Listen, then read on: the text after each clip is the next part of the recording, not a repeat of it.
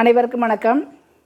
இன்றைக்கு ஒரு புது நூல் தேன் சிந்துதே ஞானம் குறுங்கவிதை தொகுப்பு. இது எம் சோலை என்பவர் எழுதியிருக்காரு. கருஞ்சட்டை பதிப்பக வெளியீடு. கிட்டத்தட்ட 116 பக்கங்கள், 100 ரூபாய் விலை. அதை முன்னுரை இவரே எழுதியிருக்கார், சுபவீரபாண்டியன். இந்த உலகமே ஒரு நாடக மேடை, நாம் எல்லோரும் நடிகர்கள். இன்னும் ஷேக்ஸ்பியர் வரியில் தொடங்கி அதனால் எல்லா இடங்களிலும் சிசிடிவி கேமரா பொருத்தப்பட்டிருக்கின்றன என்று எம் சோலை முடிக்கும் பொழுது அன்றைய சிந்தனையும் இன்றைய உலகம் ஒன்றோடு ஒன்று ஒட்டிக்கொள்கின்றனன்ட்டு. அதே மாதிரி இந்த டிவியில் நம்ம தோன்றுவது கூட டிவி அமர்த்தணுன்னு தான் நம்ம டிவியில் தோன்றுறோம்னு ஒன்று கொடுத்துருப்பாரு. என்னென்னா, நம்ம டிவியில் வரணும்னு நமக்கு ஆசை இருக்குது, ஆனால் நமக்கு யாரையும் தெரியாது. அப்போ டிவி ஆஃப் பண்ணோன்னா அது கண்ணாடி மாதிரி இருக்கும்போது நம்ம முகம் அதில் தெரியும் இல்லையா, அதை பற்றி அழகாக சொல்லியிருக்காரு. இப்படி ஒரு மனித மனங்களுடைய எதிர்பார்ப்புகள், ஏக்கங்கள், ஏமாற்றங்கள் அது நல்லா பதிவு பண்ணது கவிதை. உணர்வின் வெடிப்புகள், சில தெரிப்புகள் எல்லாம் காணப்படுதுன்னு சொல்லியிருக்காரு. அது மாதிரி எதையுமே தன்னுடைய ஒரு கொள்கை கோட்பாடாக ஒரு குறிப்பிட்ட அரசியல் கட்சியில் எதுலையோ புகுத்திக்காமல் ஒரு இயல்பாக இருக்க கவிதை. அதனால் இதை நாங்கள் பதிப்பிக்கிறோன்னு போட்டிருக்காங்க. உங்கள் அம்மா சிவகாமி என்ற இந்திராவுக்கு இதை பதிப்பிச்சிருக்காரு, இதை சமர்ப்பிச்சிருக்காரு.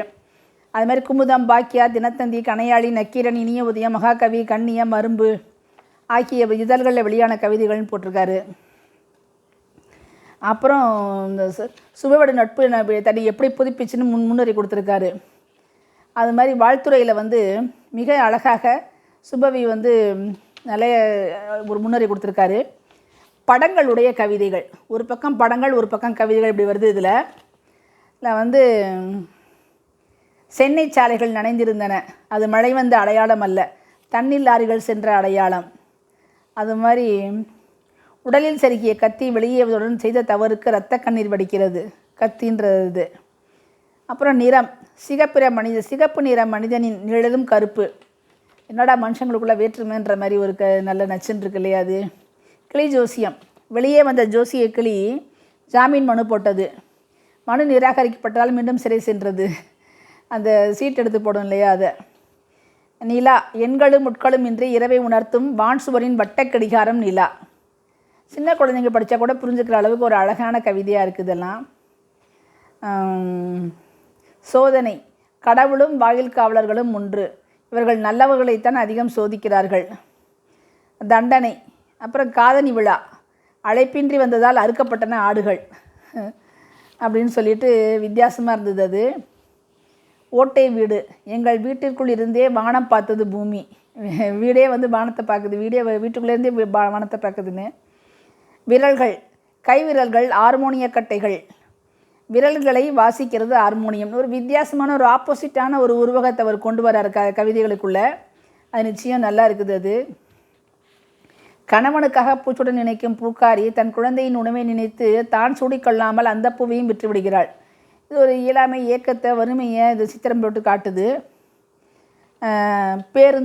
பேருந்து நிறுத்தத்தில் நிற்காமல் போன பேருந்து நடுவழியில் பழுதாகி நின்றது. சர்காஸ்டிக்காக இருக்குது இது. நிறுத்தத்தில் நிற்காது, எங்கே போய் நிற்குன்னு சொல்லுவாங்களே அந்த மாதிரி. அது மாதிரி ஏணி, அடுத்தவர்களை மேலே ஏற்றிவிட்டு தான் கீழே நின்ற காலம் போய் ஏரியோடு சேர்ந்தே ஏணுகிறது மின் ஏணி. எக்ஸலேட்டரை போட்டிருக்காரு, எக்ஸலேட்டர் ஏணி ஏறுதுன்ட்டு. பூமியின் ரத்தம் நீர், ஒவ்வொரு ஆழ்துளை மூலமாகவும் முகாமின்றி விழா விளம்பரமின்றி சான்றிதழ் பெறாமல் இரத்த தானம் செய்கிறது பூமி. கதையின் கதை, முதலில் ஒரு புகைப்படத்தை காட்டி குழந்தையிடம் கதை சொல்ல சொன்னாள் பாட்டி. அழகாய் கதை சொன்னது குழந்தை. பிறகு ஒரு திரைப்படத்தை காட்டி கதை சொல்ல சொன்னாள். குழந்தை சொன்னது கதையே இல்லையே என்று. புகைப்படத்திலேருந்து பிள்ளைங்களாக கதையை உருவாக்க முடியும்.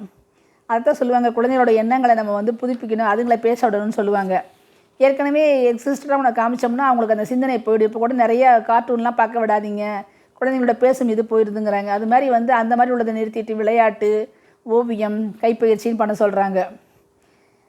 தமிழும் நிறைய பேசணுன்றாங்க. ஏன்னா இப்படிலாம் விட்டோன்னாக்கா குழந்தைகளுக்கு பேச்சோட இதுவே இல்லாமல் போயிடுதுன்றதால குழந்தைகளோட உரையாடணும், குழந்தைகளை பேச வைக்கணும். கடிகாரம், விலை மதிப்பில்லாத நேரத்தை காட்டுகிறது, விலைக்குள் அகப்பட்ட கடிகாரம். அதே மாதிரி கல்லும் மனிதனும், ஒரு கல் கூழாங்கல் ஆகும் வரை தன்னை தக்க வைத்துக் கொள்கிறது, ஆனால் மனிதனாவதற்குள் மரணித்து விடுகிறான். நிறைய சிந்தனைகளை புதுக்க வைத்த தத்துவ கவிதைகளாகவும் இருக்குது. அது மாதிரி மரம் வளர்ப்போம், ஐரானிக்கலாக சர்காஸ்டிக்காக நிறைய கவிதைகள். அதில் இது ஒன்று. மரம் வெட்டி கொண்டிருந்த தொழிலாளி அருகே இருந்த மரத்தடியில் சற்று நேரம் இளைப்பாரி விட்டு மீண்டும் மரம் வெட்ட தொடங்கினார். மரத்தை வெட்டிட்டு இன்னொரு நிழலில் போய் தஞ்சு அடைஞ்சிருக்காருன்னு. நரைமுடி, இது கொஞ்சம் ஒரு தன்னம்பிக்கையாக சொல்கிற மாதிரி இருந்தது. தலைமுடி அங்கங்கே நிறைத்து விட்டதாக வருத்தம் கொள்பவர்களே, அது நிறையல்ல. தலைவானின் கருப்பு வெள்ளை வானவில் எனக்கு ரொம்ப இந்த வித்தியாசமாக பிடிச்சிருந்துச்சு. என்ன ஒரு வயசானவங்க நமக்கு நரைச்சி போச்சுன்னு நினைக்காம இது ஒரு பாசிட்டிவாக எடுத்துக்கலாமேன்னு. இது கொஞ்சம் கிண்டல் அடிக்கிற கவிதை. இது குப்பை வண்டி வந்தது. என் மனைவியிடம் என்னை போடவில்லையா என்றேன். அதற்கு அவள், நீங்கள் மக்கும் குப்பையா மக்காத குப்பையா என்றாள். அதற்கு நான் ஒரு மக்கும் குப்பை என்றேன்னு. இது ஒரு கணவன் மனைக்குள்ளே ஒரு அழகான ஒரு இதுவாக இருக்குது. அது மாதிரி பள்ளிக்கூடம். மலை கிராமங்களில் பள்ளிகள் இருந்தும் மழை மட்டும் இல்லை ஒதுங்க. மழைக்கு பள்ளிக்கூடத்துக்கு ஒதுங்குறதுன்னு சொல்லுவாங்களா, அந்த மாதிரி சில பழமொழிகளையும் சில வார்த்தைகளையும் கொண்டு அழகான கவிதைகளை கொண்டு வந்திருக்காரு. மரங்கள் இல்லை, வெறும் பொட்டல் காட்டின் புகைப்படம் மட்டுமே இருந்தது மரங்கள் தந்த காகிதத்தாளில். தூரிகை சாரல். மேகத்தை வரைந்த தூரிகையிலிருந்து வண்ணமலைச்சாரல். யோசித்த தூரிகை இப்போது குடையை வரைகிறது. தேன் சிந்திய ஞானம்ன்ற தலைப்பில் மிக அழகான தேன் சிந்தும் கவிதைகள் இவை. ஞானத்தை சிந்தும் கவிதைகளும் உண்டு, சிந்தனையை புதுக்கும் கவிதைகளும் உண்டு. நிச்சயம் படித்து பாருங்கள். நன்றி.